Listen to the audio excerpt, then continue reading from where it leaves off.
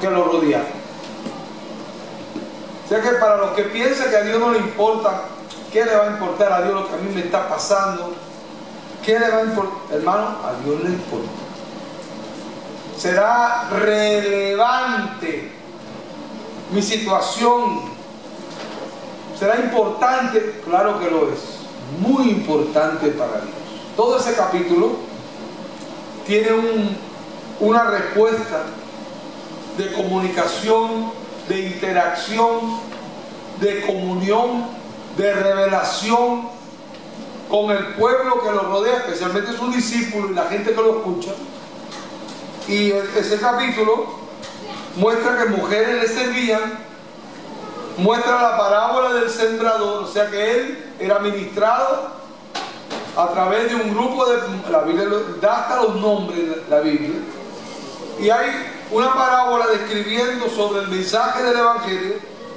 Sigue diciendo que no hay nada oculto para Dios. Después, la madre y los hermanos de Jesús van a buscar, y Jesús dice que mi madre y mi padre es el que hace la voluntad de Dios. Yo no creo que Jesús estaba despreciando a su mamá, simplemente que estaba ocupado en ese momento y él tenía otro momento para su familia, para su mamá y sus hermanos, que creo que es importante también. Y sigue el capítulo hablando de Jesús calmando la tempestad. Muchachos, ese día de Cristo estuvo terrible. Brega con demonios, el endemoniado Gadareno se le cruza en el medio. Gadareno está en el cementerio. Dice que un demonio lo tiraba, lo quemaba, lo tiraba con las piedras, contra las piedras. Cuando fogón había, ahí va Gadareno y se tiraba el demonio. Porque la Biblia lo dice, el Señor reveló en el capítulo 10 de Juan: el ladrón no viene sino a robar, a matar y a destruir. Y el diablo es muy astuto. Él sabe cómo pescar al hombre. Conoce sus debilidades, conoce sus flaquezas, y siempre le tira por el lado que sabe que lo va a ganar. El que es ambicioso con el dinero, el enamorado lo agarra con mujeres. Así que él siempre consigue una debilidad. Pero entonces nosotros, los hijos de Dios, tenemos que leer la palabra para que la palabra de Dios nos abra la mente y podamos entender el propósito y el plan de Dios para nosotros y contrarrestar las obras del diablo. ¿Alguna vez ustedes han tenido una experiencia de resistencia? Bueno, para los que fueron a la escuela, hay una clase en la escuela que se llama educación física. Pero los niños saben, en la escuela algunos hacen fútbol, otros hacen gimnasia. Pues yo me le hice el canchero, ¿cómo se diría? El listo, el smart boy, el que se la sabe todas. Me le hice el canchero yo al maestro y me le desaparecí por meses. Me le desaparecí. No fui a hacer las clases de educación física. Pero entonces me llegó la noticia, esa era la primaria, que si no me graduaba, que si no me aprobaba el curso de educación física, no me podía graduar de la primaria, no me podía ir a Argentina a estudiar.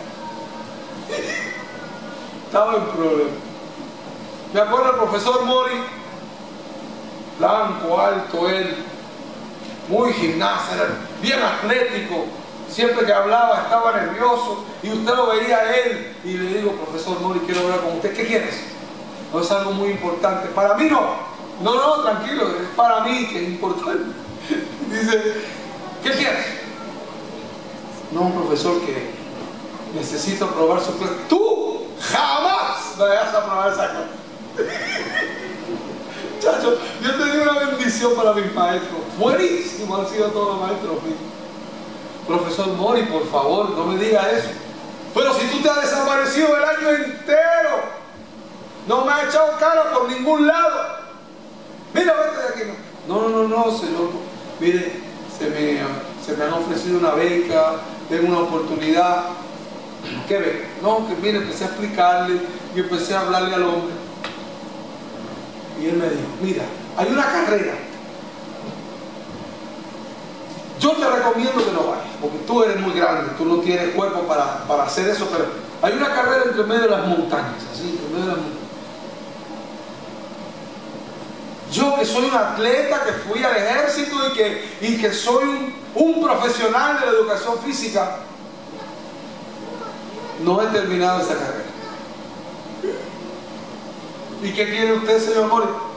Pues si tú quieres que yo te pase el año, tírate para la carrera esa. ¿Y qué es lo que? No, termínala. No tiene que ganar ningún puesto. Termina.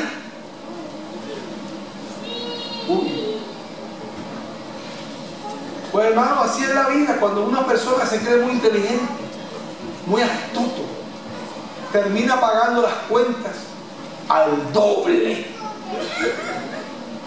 Tenga cuidado con las cositas inteligentes, muy listos. Las prisiones están llenas de listos. Las cárceles están llenas de inteligentes, que no le salió el tiro y le salió por la culata. Y esa es la vida de muchas personas que quieren buscar un atajo cuando hay una línea trazada para la vida. Siga la línea, siga lo que está establecido, haga lo que tenga que hacer. No, pero pastor, es más largo. No importa que sea más largo, pero usted haga lo que tenga que hacer. Me tiré a la carrera.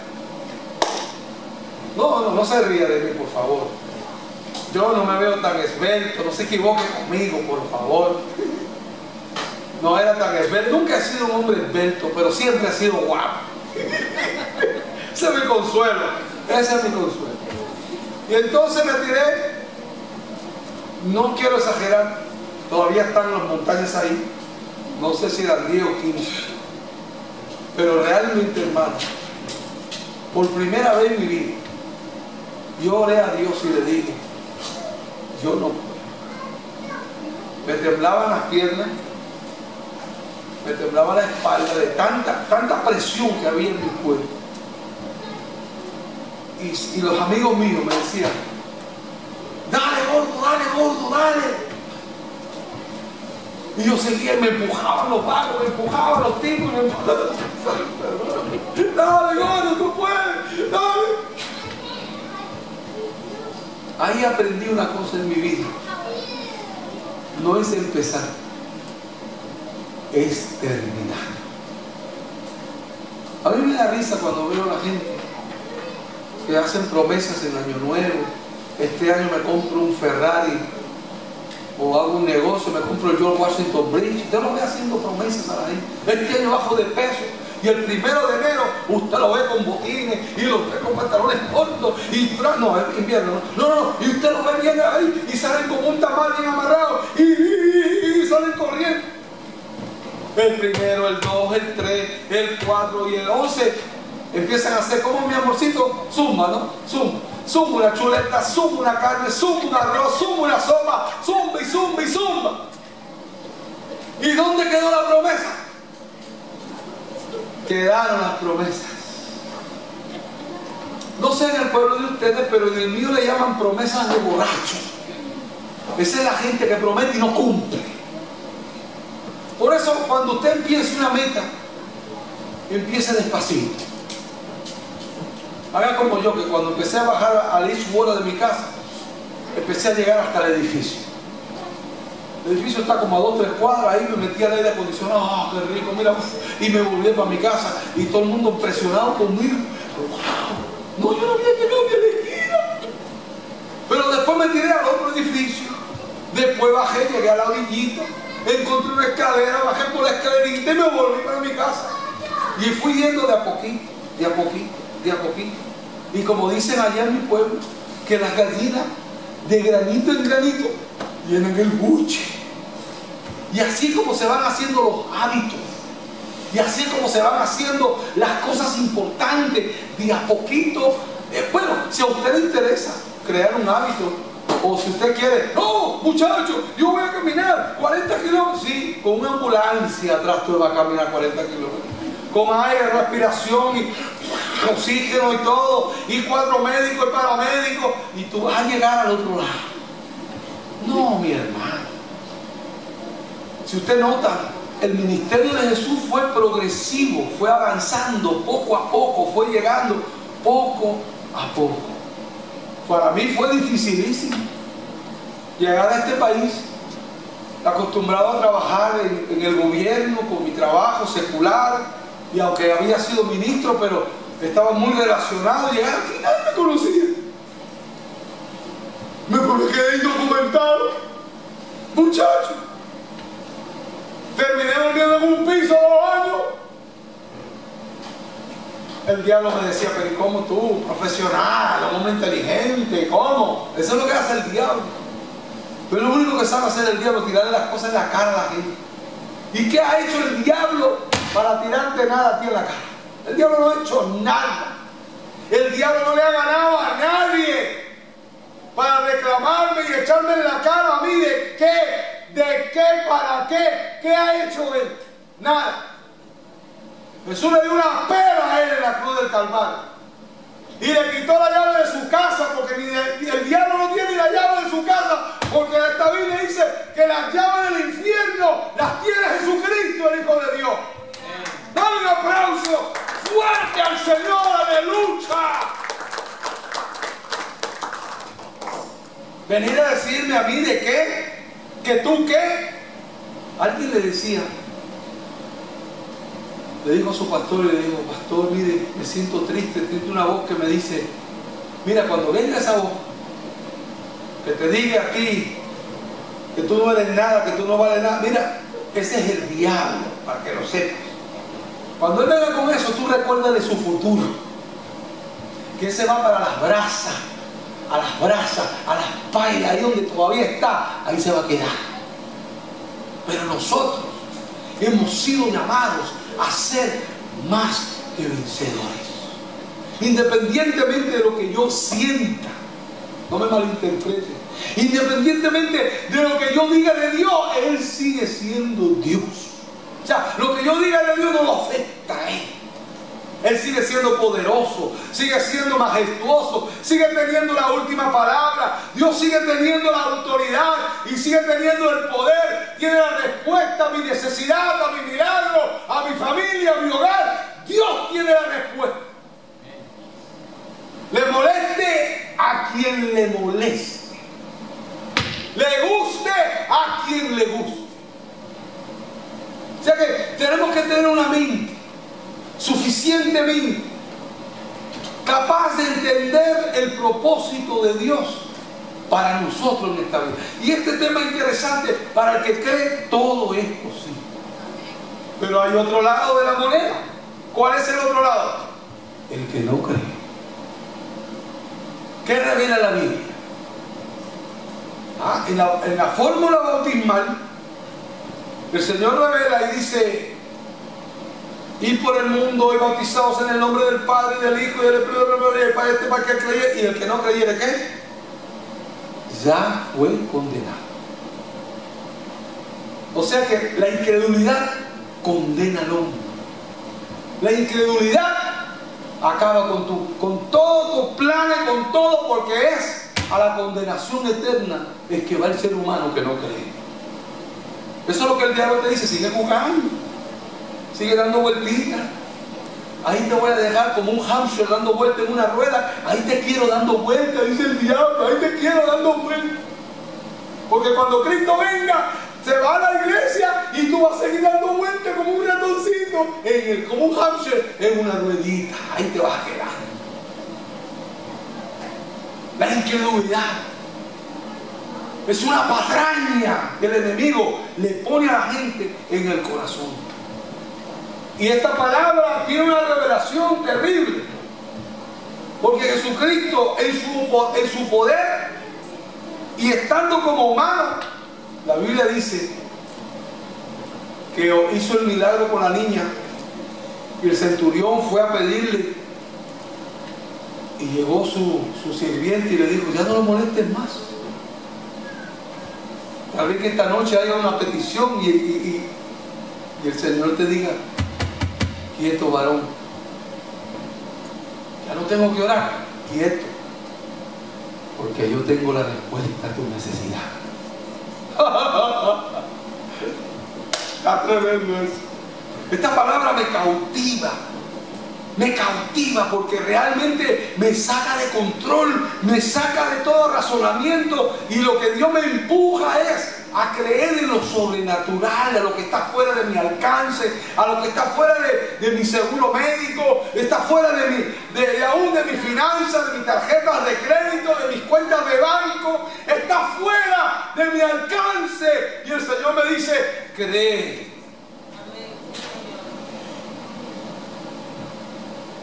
Ay, pastor, ¿cómo usted se atreve a decir esa palabra? Que todo el mundo cree. Sí, yo sé que todo el mundo cree. Como las gallinas. Creo. Hay muchos que creen como las gallinas. Creo.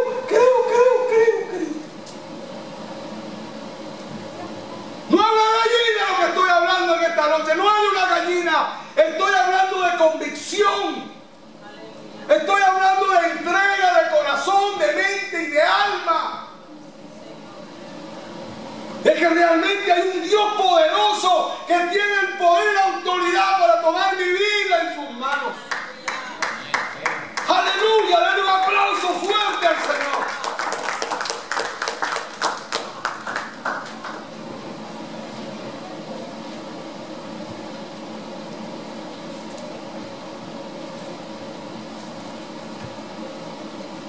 Denle de comer. Cuando levantó a la muchacha, el sirviente llegó y le dice, tranquilo, ya no lo molestes. ¿Qué pasó? No, ya se levantó. ¿Y a qué hora se levantó? Más o menos a tal hora. Esa fue la hora que desató la palabra de Jesucristo sobre mi familia. Cristo desató esa palabra. Recibe la sanidad, recibe la salud, recibe el poder de Dios, recíbelo. Y hoy decía yo por la radio, cuando a un corito que en mi iglesia cantaban, decía, operando tú, ¿quién lo impedirá? Operando tú, ¿quién lo impedirá? Ninguno hay tan poderoso como tú. Operando tú, ¿quién lo impedirá? Ese es el problema, que a veces no lo dejamos operar al Señor. Dios está ansioso de operar y el hombre dice, no, espera, déjame hacer esto, déjame hacer lo otro, déjame ir por acá, déjame ir para allá, y no lo dejamos bregar a Dios. ¿Está bien? Israel, yo no sé si los hermanos se recuerdan, yo lo he dicho aquí, y para todos los hermanos que han estudiado y los que no, pero que lo saben, ¿usted sabe cuánto tiempo había de Egipto a la tierra prometida? Yo hice ese viajecito en una guagua con aire acondicionado. Salí de Egipto en una guagua con aire acondicionado hasta Jerusalén, allá en Egipto. Creo que fueron 4 o 5 horas en aire acondicionado. Terrible. El chofer decía, ladies and gentlemen, this is a trouble that the Israel people made me in 40 years. And it's a privilege you make it in 4 hours. Los judíos lo hicieron en 40 años y ustedes tienen el privilegio de hacerlo en 4 horas. 4 horas.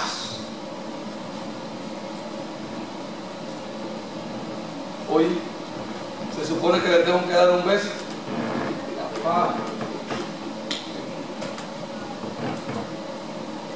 Padre amado. Le pregunté al hombre, el chofer, ¿cuánto tiempo se puede llevar caminando? Me dijo 1 semana y pico, pero si son mucha gente, como dice la Biblia, posiblemente 2 o 3 semanas al paso. Me están mirando, hermano. ¿Por qué tuviste que esperar tanto? ¿Por qué tienes que esperar tanto? La desobediencia de Israel lo obligó a dar vueltas en el desierto. Toda persona que tiene un llamado pasa por el desierto, quiera o no. Y Dios nos llama a pasar por el desierto, pero a veces nosotros alargamos los caminos de los desiertos, lo alargamos, lo hacemos más largo, y en la desobediencia pavimentamos, y en la desobediencia hacemos caminos, rompemos brechas, tumbamos montañas y hacemos para quedarnos en el desierto. Cuando el Señor tiene un propósito con tu vida, para que tú llegues a su plan, a su propósito, en la voluntad de Dios.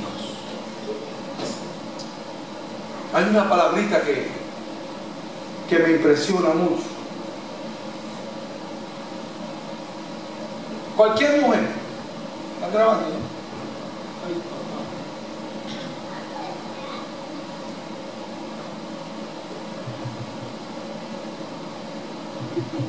Léele que vas a parir sin marido allá en Pachalum.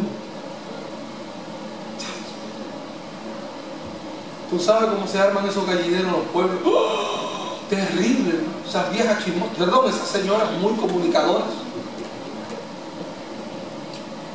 Son un escándalo terrible. A María se le acerca el ángel y le dice: vas a parir. ¿Cómo?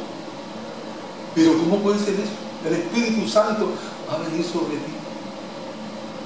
¿Cuál fue la respuesta de María? Todos esos teólogos que tengo yo, que son fariseos,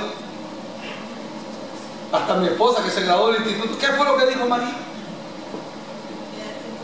He aquí tu sierva, hágase conmigo lo que estás diciendo, lo que tú dices. Eso está tremendo. Uy. Yo no sé cuánto de los que estamos aquí estaríamos dispuestos. Que él iba a parir un hijo que no es mío. Oye, mire, Daniel se puso morado. Digo, no colorado, morado.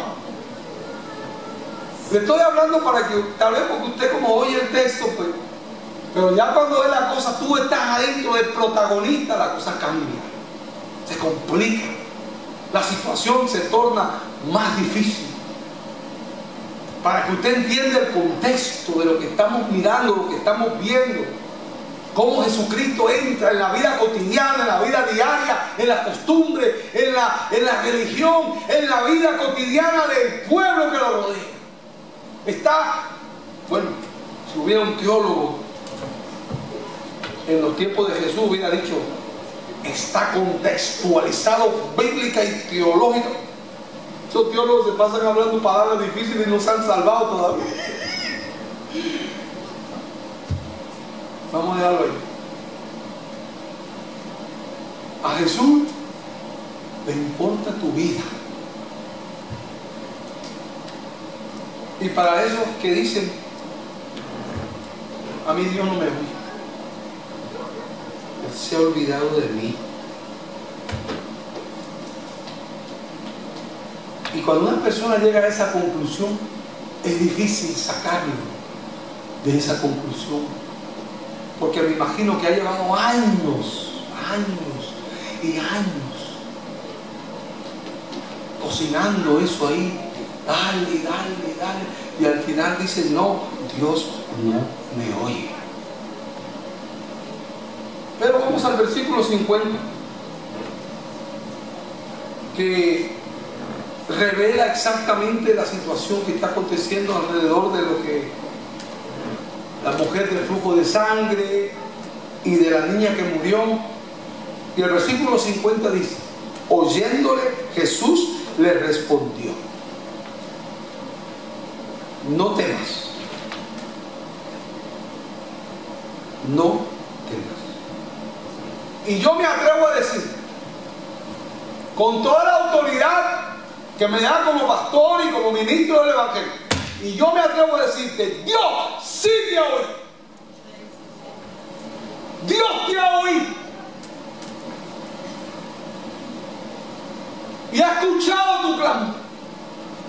y ha visto el sufrimiento que hay dentro de ti. Y está esperando el momento indicado para estirar sus manos y hacer la obra. Oyéndole Jesús, le respondió: no temas, calma, calm down, calma. Dios quiere que te relajes, que confíes.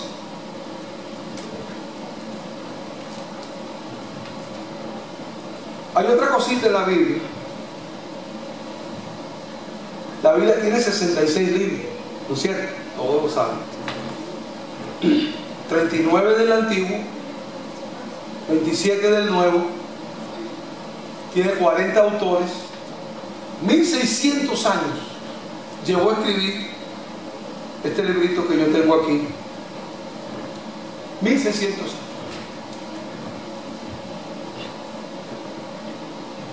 Tres continentes diferentes, 40 personas que algunos nunca se vieron. Isaías vivió 800 años antes que Juan. Abraham, un par de miles de años antes. Moisés.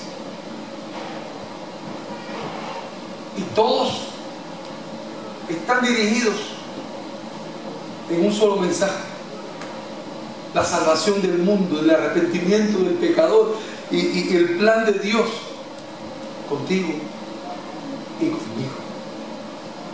Increíble. Hay palabritas en la Biblia que me encantan. Por ejemplo, la palabra creo. No el creo, esos son gallinas. El creo, que aparece 365 veces en la Biblia. 365 veces aparece en la Biblia la palabra creo. Cada vez que usted se levanta por la mañana, Dios tiene un creo preparado para usted. Usted se levanta por la mañana, antes de tomar café, antes de hacer lo que tenga que hacer, usted levántese y le pregunta al Señor y le dice: hoy quiero mi creo. Ese poder sobrenatural, arrollador, arrojador, que me levanta. Pero hay otra palabrita, tengo otra piedrita para usted. A usted le tira el diablo, agarre esa piedrita y déle por la cabeza. ¡Calma! Tú me respetas, feliz, tú me respetas.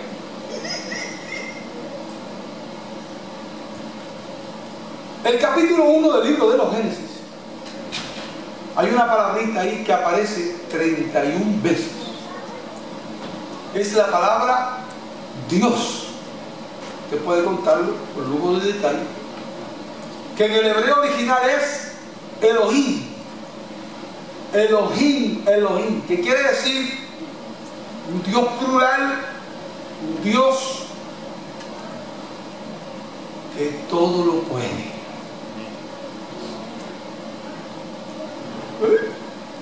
Ese Dios, esa palabra Elohim viene creador, que hizo los cielos y la tierra. El Dios que separó las tinieblas de la luz. Oiga, sígame por favor, sígame, que esto está bien profundo y creo que estas son herramientas que usted y yo necesitamos para guerrear contra el enemigo. Que no se aproveche de la situación, sino que nosotros entendamos la palabra de Dios y estemos bien armados para que toda acechanza del enemigo sea rechazada en el nombre de Jesús.